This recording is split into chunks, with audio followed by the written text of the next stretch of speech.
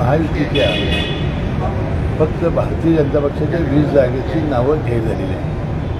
आता एकनाथ शिंदे साहेबांची शिवसेना आणि अजित पवारांची राष्ट्रवादी काँग्रेस पक्ष या दोघं आणि भारतीय जनता पक्षाची बोलणी जी काल होणार होती ती आज त्याच्या दिल्लीत होणार आहे. दिल्ली झाल्यानंतर मला वाटतं आज संध्याकाळपर्यंत हा तेढा सुटेल. खरं तर ज्या जागा डेंजर झोनमध्ये आहेत त्या जागा आपण डिक्लेअर केलेल्या आहेत असंही सांगितलं.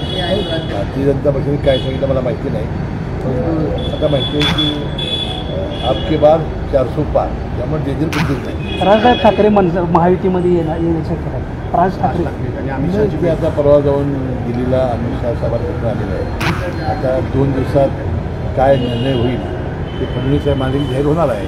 थांबा 2 दिवस. खरं तर जयंत पाटील म्हणतात की निलेश लंके आणि सोनवणे यांच्या माध्यमातून अजूनही अनेक जण परत घरवापसी करण्यामध्ये उत्सुक आहेत. फार जण हे बघा, एक लक्षात घ्या, कधी लोकसभा असू दे विधानसभा असू दे कसल्याही निवडणुका आल्या की ज्यांना निवडणुका लढवायच्या असते तिकीट मिळत नाही. त्यामुळे ते अशा प्रकारच्या उड्या मारत असतात.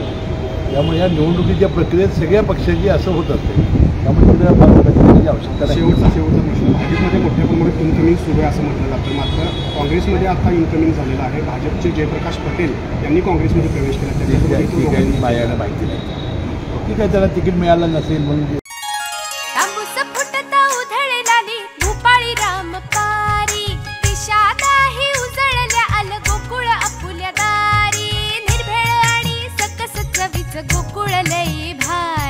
गोकुळ दूध आणि दर्जेदार दुग्ध उत्पादने. चव आहे कोल्हापुरी. गोकुळ लई भारी.